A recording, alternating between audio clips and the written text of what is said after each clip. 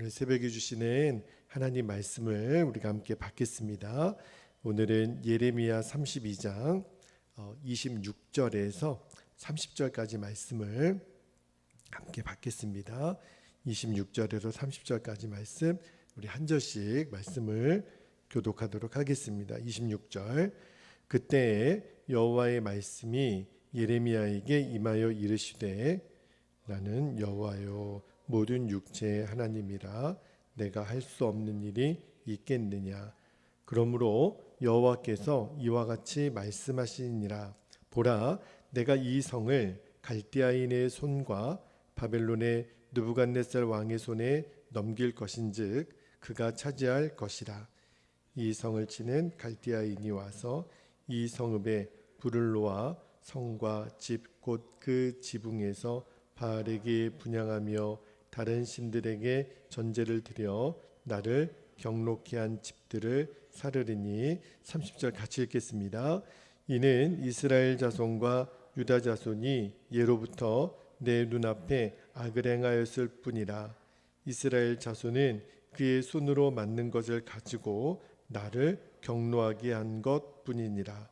여호와의 말씀이니라. 아멘. 오늘 새벽에는 무엇이 우리의 삶을 무너뜨리나, 도대체 무엇이 우리를 무너뜨리나 라는 제목으로 말씀을 나누고 우리가 기도하겠는데요. 오늘 본문에서 첫 번째로 붙들고 기도할 제목을 주셨는데, 첫 번째 기도 제목은 말씀에 순종하다가 당하게 되는 손해가 있죠. 근데 그것이 손해가 아니라 결국은 유익임을 알게 하옵소서. 여러분, 말씀에 순종하다가 우리가 손해를 보게 될 때가 있어요. 그러나 그것은 결코 당장은 눈에 손해같이 보이지만 결국은 우리에게 유익이 됩니다. 그 말씀을 오늘 우리에게 먼저 주시고 계시는데, 오늘부터 읽게 되는 요 32장 26절부터 이 44절까지 말씀이 이제 예레미야가 하나님께 기도하거든요. 특히 이제 어제 우리가 읽었던 25절, 자 25절 말씀으로 한번 가볼게요. 어제 예레미야가 기도 말미에 이런 질문을 하나님께 드림으로 말씀이 끝나는데, 25절 제가 다시 한번 읽어드릴게요. 주 여호와여, 주께서 내게 은으로 밭을 사며 증인을 세우라 하셨으나 이 성은 갈대아인의 손에 넘기신 바 되었나이다 그랬는데, 여러분 예레미야 32장이 그 테마가 어떤 내용이냐면, 하나님이 그 예레미야의 사촌인 하나멜의 밭을 사라 그렇게 이제 말씀하시고 예레미야가 순종하잖아요. 그런데 예레미야가 하나멜의 밭을 사면서 완전하게 왜 이 밭을 사야 되는지 그의 마음이 좀 이렇게 명쾌하지가 않았던 것 같아요. 어제 25절 말씀 보면 하나님 어차피 이 나라가 망하게 될 거 아닙니까? 그리고 이 밭은 이제 갈대아인, 다시 말하면 바벨론 군대의 나라가 망하게 될 것인데 이 밭을 사는 게 무슨 소용이 있겠습니까? 라는 느낌으로 예레미야가 하나님께 질문을 해요. 그러니까 이제 오늘 본문의 말씀이 어떻게 시작되냐면 26절 보세요. 그때 여호와의 말씀이 예레미야에게 임하여 이르시되, 그때가 언제일까요? 예레미야가 이제 25절에 기도를 마쳤을 때잖아요. 그러니까 마치자마자 하나님이 곧바로 응답을 하세요.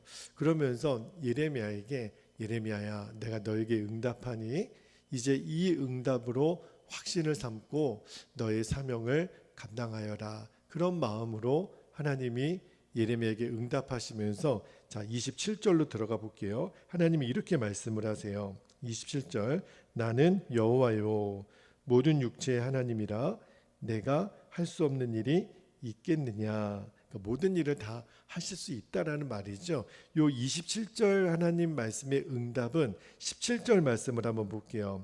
17절에 예레미야가 이미 하나님의 전능하심에 대한 고백을 한 적이 있어요. 17절에 보면 슬프도소이다 주 여호와여 주께서 큰 능력과 표심팔로 천지를 지으셨사오니 주에게는 할 수 없는 일이 없으시니이다.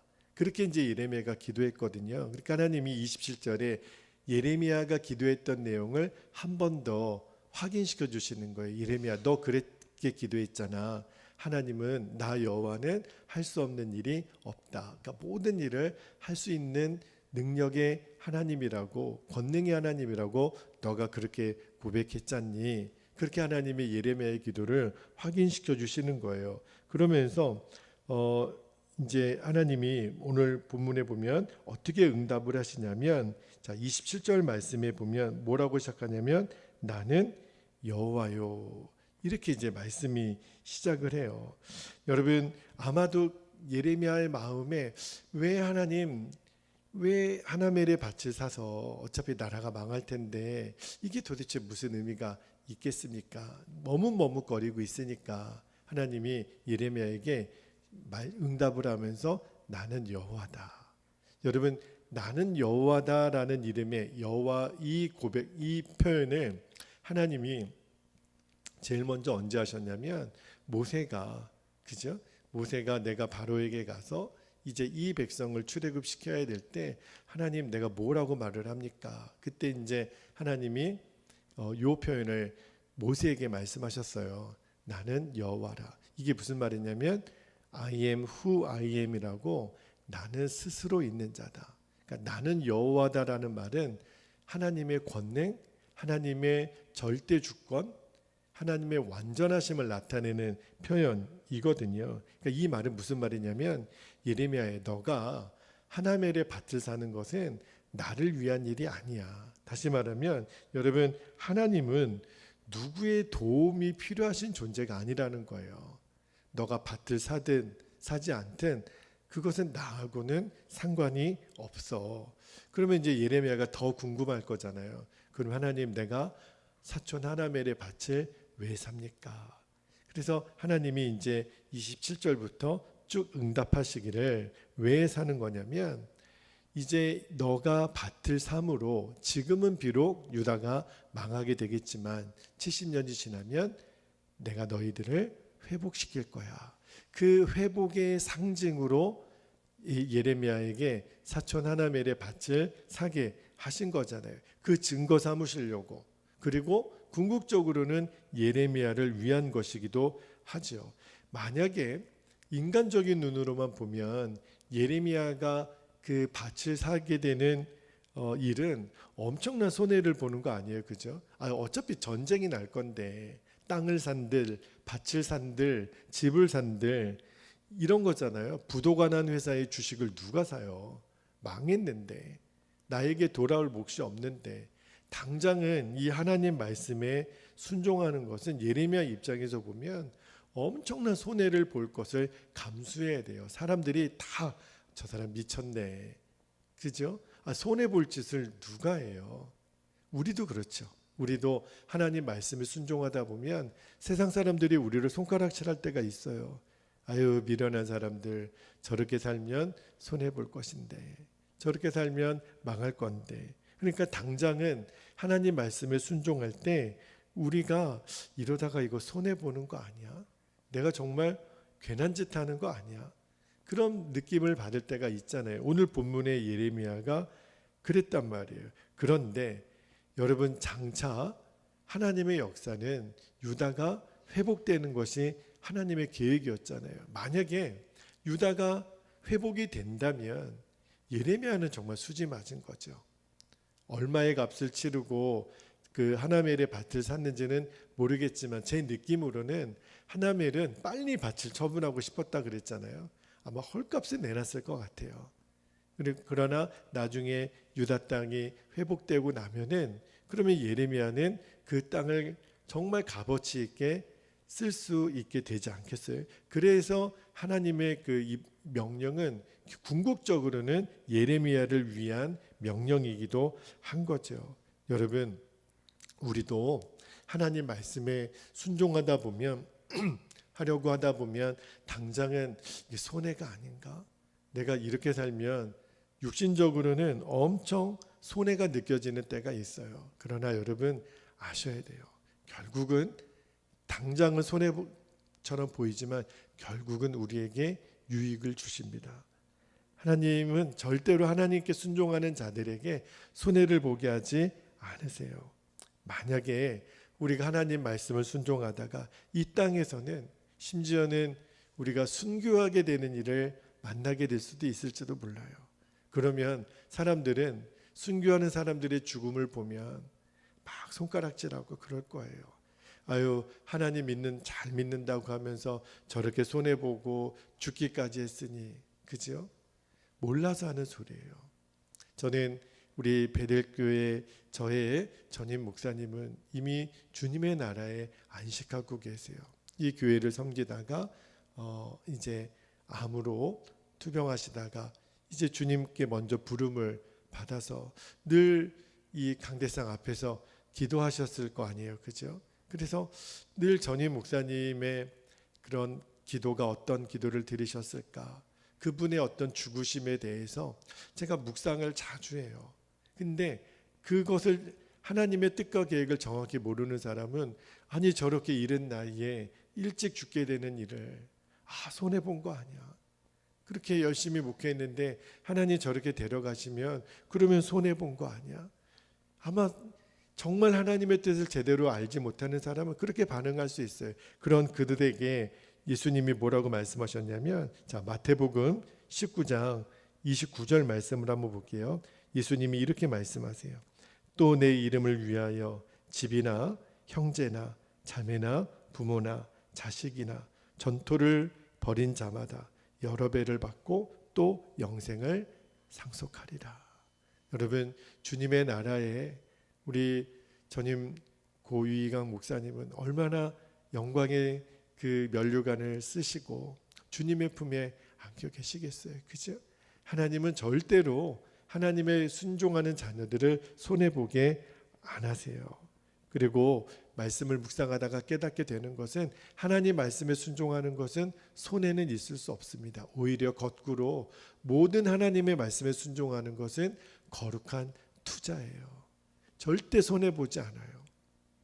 주식은 사람들이 잘못 사면 엄청 손해보는 사람들 주변에 많잖아요. 그런데 하나님 말씀에 순종하는 것은 절대 손해가 없어요. 그러므로 당장 눈앞에 보이는 그런 어떤 반응 때문에 일희일비할 필요가 없습니다. 하나님 말씀에 순종하는 것은 궁극적으로는 나에게 모두 유익이 되는구나.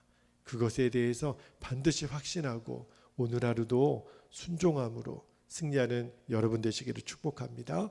두 번째로 우리가 붙들고 기도할 제목을 주셨는데, 제가 오늘 설교 제목을 무엇이 우리의 삶을 무너뜨리나 그렇게 정해봤는데 이 두 번째 기도 제목 때문에 그래요. 여러분, 이렇게 기도했으면 좋겠어요. 우리의 삶이 무너지는 것은 외부의 적이 아니라 내 내면에 있는 죄 때문인 것을 알게 없어서. 여러분, 우리는요 절대로 외부의 어떤 압력이나 고난이나 적에 의해서 무너지지 않아요. 우리가 무너지는 이유는 단 하나입니다. 죄 때문에 그래요. 그것을 오늘 우리가 깨닫게 되기를 바라는데, 오늘 이어지는 28절에서 30절까지 말씀은 어떤 내용이 기록되어 있냐면, 하나님이 왜 바벨론 군대를 들어서 예루살렘을 심판하시고 유다 백성들을 망하게 하셨나, 그 이유를 이제 하나님 말씀하고 계시는데 29절 말씀 한 절만 다시 한번 볼게요. 자, 29절에 이렇게 하나님 말씀하십니다. 이 성을 치는 갈디아인, 이제 바벨론 사람들을 말하는 거죠. 갈디아인이 와서 이 성읍에 불을 놓아 성과 집 곧 그 지붕에서 바알에게 분향하며 다른 신들에게 전제를 드려 나를 경노하게 한 집들, 유다 백성들 중에 그런 사람들이 엄청 많았다는 거죠. 그 집들을 사르리니 그랬어요. 여러분, 29절에 보면 하나님이 바벨론 군대를 들어 온 유대와 예루살렘에 있는 모든 집들을 불사르겠다, 그렇게 말씀하시면서 그 이유는요, 하나님이 이미 오래전부터 누누이 말씀하신 거예요.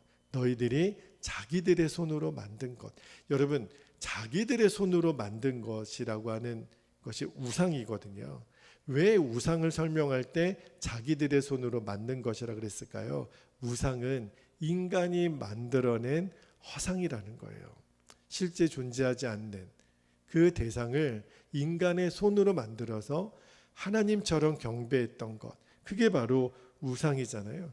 그 우상 숭배를 함으로 유다 백성들이 나를 경록해 했기 때문에, 나를 화나게 만들었기 때문에 내가 그들에게 징계할 수밖에 없었다고 말씀을 하세요.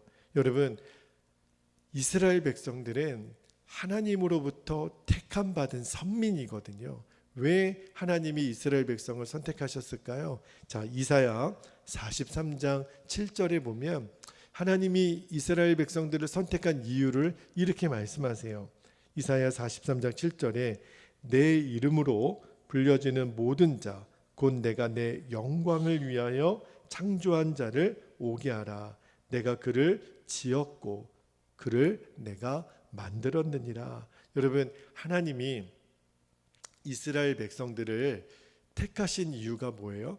나는 그들의 하나님이 되고 그들은 나의 백성이 되는데, 하나님이 그들을 택하신 이유는 그들이 나를, 하나님을 섬기게 하시도록 하나님이 이스라엘 백성을 택하신 거예요. 그죠? 하나님은 이스라엘 백성들을 택하신 이유가 그들의 섬김을 받음으로 하나님이 영광을 드러내기 위하여 택하신 거잖아요. 그러니까 이스라엘이 존재하는 이유, 유다 백성들이 존재하는 이유는 오직 한 가지였어요. 하나님을 잘 믿고 하나님께 영광을 올려드리는 삶이 이스라엘 백성들의 존재 이유가 됐거든요. 그래서 하나님이 그 영광을 드러내기 위해서 이스라엘 백성들을 애굽에서 탈출하게 하셨잖아요. 그리고 가나안 땅을 주셨잖아요.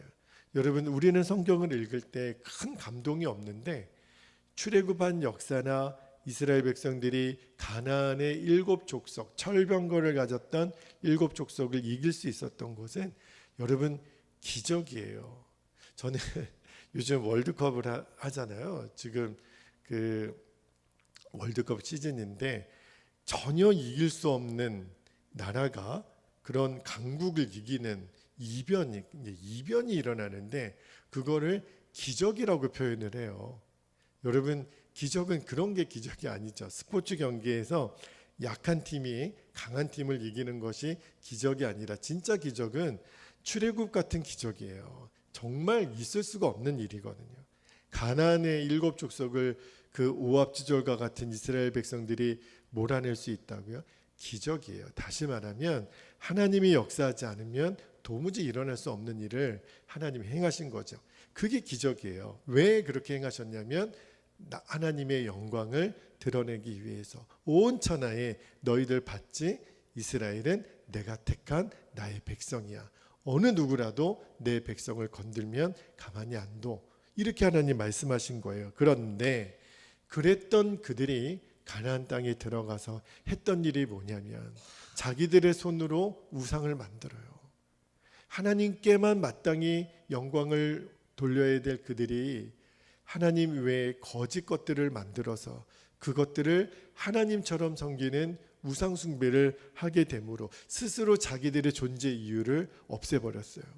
자기들의 존재 이유는 하나님을 섬기고 하나님께 돌려드려야 될 영광을 마땅히 드려야 되는 것이 이스라엘 백성의 존재 이유가 되거든요. 스스로 그 존재 이유를 무너뜨린 거예요. 하나님이 보다 못해 안 되겠다. 바벨론을 들어 이제 느부갓네살 왕을 일으켜서 유다 백성들을 징계하는 겁니다. 망하게 하는 거죠. 그리고 이 유다와 온 예루살렘에 있는 집들을 다 불사르겠다. 심판하겠다. 여러분, 그러니까 이 유다와 예루살렘이 이렇게 망하게 된 것은요, 표면적인 눈으로만 보면 바벨론이라고 하는 강대국 때문에, 그 바벨론이 얼마나 패권주의가 강했던 나라입니까? 그래서 온 지구상에 있는 모든 나라를 내가 다스리겠다. 그게 느부갓네살 왕이었거든요. 그러니까 겉으로만 보면 바벨론이라고 하는 강대국이 일어나서 유다 백성들을 망하게 한 것 같아요. 그러나 우리는 하나님 말씀을 통해서 진짜 그 근본적인 이유, 유다가 망했던 이유는 바벨론이 강해서 유다가 망한 게 아니었어요. 뭐 때문에 망한 거죠? 유다 내부에 유다 백성들 내부에 있는 죄 때문에, 마땅히 그들의 존재 이유 그대로 살지 못했기 때문에, 하나님을 잘 섬기고 하나님의 백성답게 하나님께 영광을 드리며 살아야 될 그들이 하나님 대신에 우상을 숭배하며 죄를 사랑했어요. 그 죄 때문에 유다는 망하게 된 거예요. 죄가 그들을 파괴한 겁니다. 그래서 오늘 설교 제목에 무엇이 우리의 삶을 무너뜨리나? 무엇이 무너뜨려요? 죄가 무너뜨리는 거예요. 하나님이 기뻐하지 않는 모든 것이 죄거든요. 여러분, 죄는요, 꼭 우리가 현행 법을 어기거나 윤리적인 죄를 어기는 것뿐만 아니라 하나님의 마음을 아프게 해드리는 것은 다 죄예요. 하나님의 뜻을 벗어나는 것, 원래 죄의 본래의 뜻이 관역을 벗어나다 화살을 쏘면은 관역에 맞춰야 되잖아요. 그러니까 하나님은 우리를 화살처럼 하나님의 목적대로 우리를 지으셨는데 그 화살이 날아가서 관역에 꽂히지 않고 엉뚱한 데에 꽂히는 거예요. 그게 죄라는 거예요. 내가 마땅히 나의 영광을 드러낼 존재로 택함받은 하나님의 자녀들이 그 뜻대로 살지 못했을 때 그거를 하나님은 죄라고 보시는 거거든요. 그래서 하나님 마음을 경록해 하니 오늘 유다 백성들이 받을 수밖에 없었던 그 징계를 우리들도 받을 수 있어요. 여러분, 성도는요, 절대로 주변에 있는 고난이나 외부에 있는 적들 때문에 우리가 무너지지 않아요. 우리가 핍박을 당하고 또 고난을 당할 때가 있죠. 그러나 그것이 우리를 무너뜨리게 하지는 못해요. 기독교 역사를 보고 성경의 역사를 보면 그런 외부의 적들 때문에 하나님의 백성들이 망한 적이 없어요. 다 궁극적인 원인은 그들이 내부에 갖고 있었던 죄 때문에, 그 죄가 모든 재앙을 불러 일으키는 거예요. 그런데 이 죄 가운데 닥쳐진 어떤 재앙, 그거를 징계라고 말씀드렸죠. 징계 중에 우리들이 해야 될 태도가 뭐냐면, 왜 이런 어려움이 왔지? 왜 이런 고난이 왔지? 그 닥쳐진 고난에만 집중하기 시작하면 결국은 그 징계에서 벗어나질 못해요. 하나님이 예레미야를 통하여 우리에게 가르쳐 주신 지혜는 뭐냐면, 내가 왜 이렇게 무너졌지? 이런 징계가 왜 왔지? 이런 고난이 왜 왔지? 생각해 보니까 주의 성령께서 내 안에 근심하세요. 깨닫게 해주시는 죄가 있어요. 죄 때문이구나. 내가 하나님 마음을 이렇게 아프게 해드렸구나. 그러면 이 징계, 이 고난을 없애는 지름길은 뭐부터 치워야 돼요? 죄부터 치워야 돼요. 여러분, 더러운 그런 오물이 있다고 쳐보세요. 아무리 그 더러운 오물에다가 향수를 갖다 부어보세요. 냄새가 없어지겠나요? 아니요, 안 없어져요. 어떻게 하면 돼요? 빨리 그 오물을 갖다 버리면 돼요. 그러면 냄새는 사라져요. 우리에게 악취를 풍기는 내 인생의 고난의 향기는 그 고난의 원인이 되었던 이 죄덩어리를 치우면 돼요. 그러면 징계는 풀려요. 그러면 하나님의 영광을 다시 회복할 수 있는데, 이 고난 중에, 징계 중에, 이 재앙 중에 왜 이 재앙이 왔지? 누구 때문이야? 저 사람 때문이야? 끊임없이 이 핑계 대고 저 핑계 대다가 결국은 그 징계에 늪에서 헤어나오지 못하는 사람들이 너무 많아요. 왜 내가 이렇게 무너졌는지, 하나님 뜻을 거절하고 하나님 뜻에 불순종했던 그 죄를 직면하기 시작하면 돼요. 죄가 깨달아지면 돼요. 그게 하나님의 은혜인 거예요. 그래서 회개할 기회를 얻고 전심으로 회개하면 하나님의 다시 긍휼하심의 은혜가 임하게 돼요. 제일 미련한 사람, 그 죄를 치울 생각을 안 하고, 왜 나는 이런 어려움이 왔지? 누구 때문이야? 저 사람 때문이야? 부모 때문이야? 못 헤어나는 거예요. 그냥 자기밖에 모르니까. 그러니까 툭툭 내뱉는 말이 다 상처만 일으키는 말이 되고 말아요. 자기 자신을 직면을 못하니까.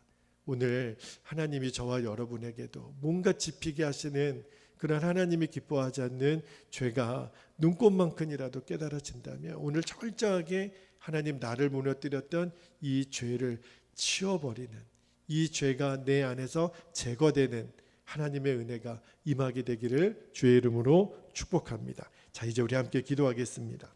오늘도 두 번 나눠서 기도하겠는데 27절 말씀 하나님이 이렇게 말씀하세요. 나는 여호와여 모든 육체의 하나님이라. 내가 할 수 없는 일이 있겠느냐 그랬는데 우리가 이렇게 기도했으면 좋겠어요. 아, 그렇군요 주님.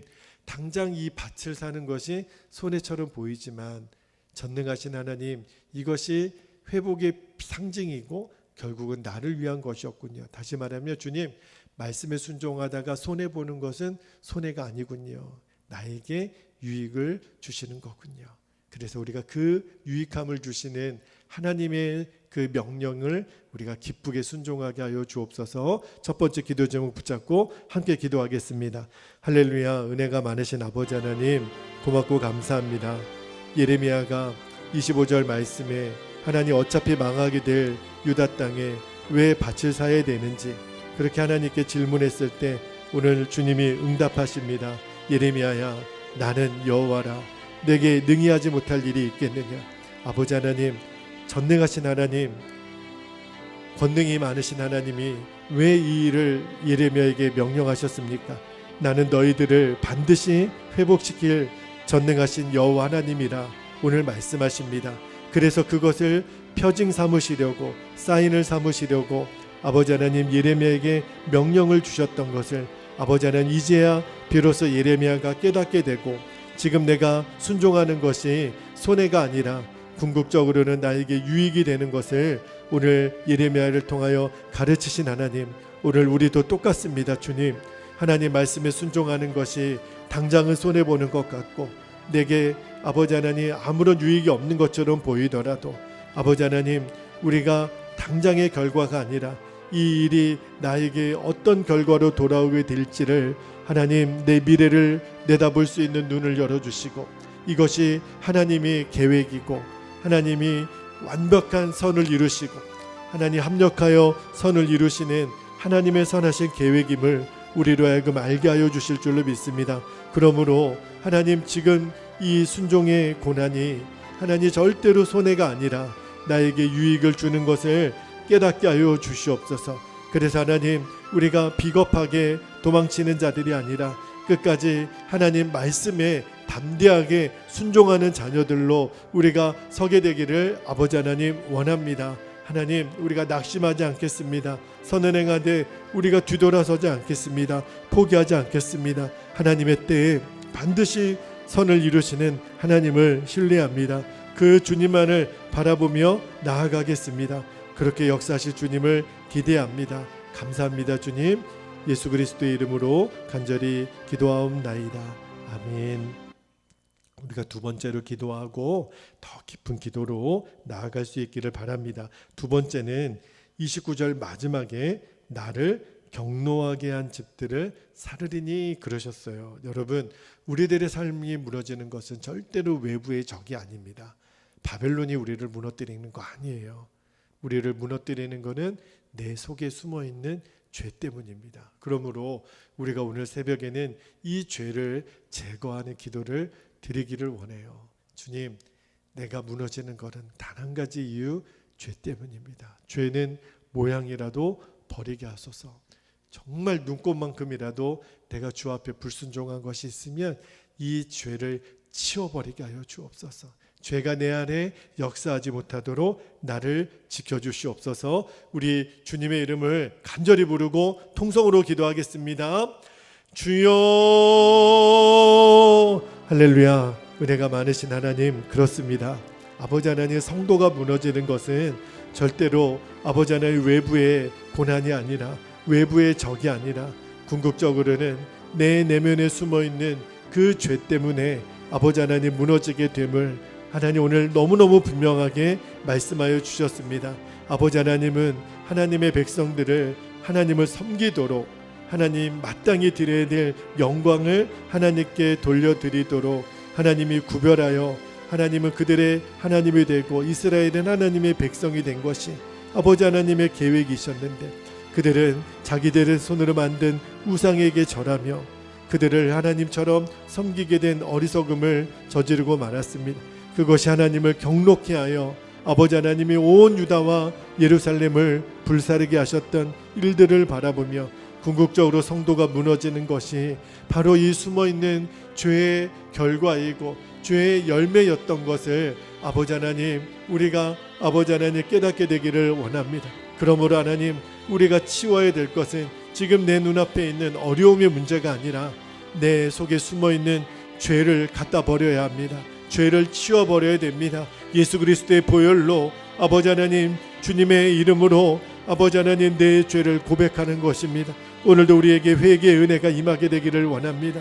회개의 하나님 축복이 임하게 되기를 원합니다. 우리가 주 앞에 내 죄를 토설하고 아버지 하나님, 내 죄를 자백하면 미쁘신 하나님이 우리들의 죄를 용서하시고 우리들의 더러운 죄를 씻기시고 먹보다 더 검은 죄를 눈보다 희게 하시며 주홍같이 붉은 죄라도 양털같이 희게 하시는 하나님의 그 용서의 은총이, 하나님의 그 사하심의 권세가 오늘 우리들에게 임하는 은혜가 있기를 원합니다. 아버지 하나님, 죄가 하나님과 우리 사이에 하나님 모든 막힌 담을 만들어내고 하나님께 우리에게 주시려고 하는 모든 좋은 것들을 누리지 못하게 하는 원흉이 죄인 것을 깨달아 알게 되기를 원합니다. 마땅히 하나님, 내 죄를 주님 앞에 내어드리고 이제 이 죄에 무너지지 않기 위하여 오늘도 결단하며 나아갑니다. 주의 보혈로 우리를 씻기소서, 주의 우슬초로 우리를 씻기소서, 우리를 정결하게 하소서, 우리를 깨끗하게 하소서. 아버지 하나님, 죄가 우리 안에 역사하지 못하도록 우리를 지키소서. 악한 자가 우리를 만지지도 못하도록 우리들의 마음과 생각까지도 아버지 하나님 지키소서. 하나님의 자녀들을 지키소서. 주여, 우리를 긍휼히 여기소서. 아버지 하나님, 우리가 무너지는 건 건강 때문이 아닙니다. 아버지 하나님, 우리가 무너지는 거는 하나님 재물 때문도 아닙니다. 아버지, 우리가 무너지는 거는 죄 때문입니다. 아버지 하나님, 우리가 하나님의 마음을 아프게 해드린 것이 있었다면 하나님, 마땅히 주님 앞에 이제 오늘 아침에 회개하며 아버지 하나님의 잃어버렸던 영광을 되찾는 오늘 이 시간이 되게 하여 주시고 오늘 하루가 되게 해주시고 우리들의 인생이 되게 해주시기를 원합니다.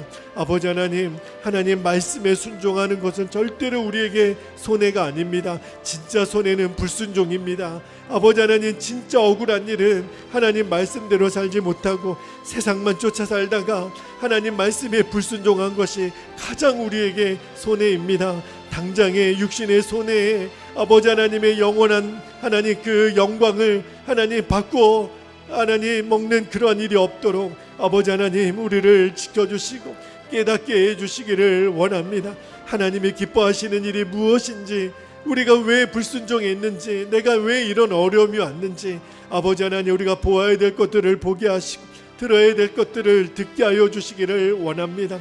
아버지 하나님, 우리가 하나님 불순종한 것이 하나님 그 삶이 당연한 것처럼 되면 안 됩니다. 주님, 아버지 하나님, 우리가 지켜야 될 복의 자리를 하나님 떠나는 것이 하나님 당연한 것이 되면 안 됩니다. 주님, 막아주십시오. 우리가 있어야 될 복의 자리를 지키게 하시고 하나님, 내가 지켜야 될 복의 시간을 지키는 그 일들을 우리가 외면하지 않게 되기를 원합니다. 당장 내 눈앞에 하나님 억만금을 내가 번들 아버지 하나님, 내가 하나님의 그 잃어버린 자녀의 영광을 잃어버리면 그것이 무슨 소용이 있겠습니까?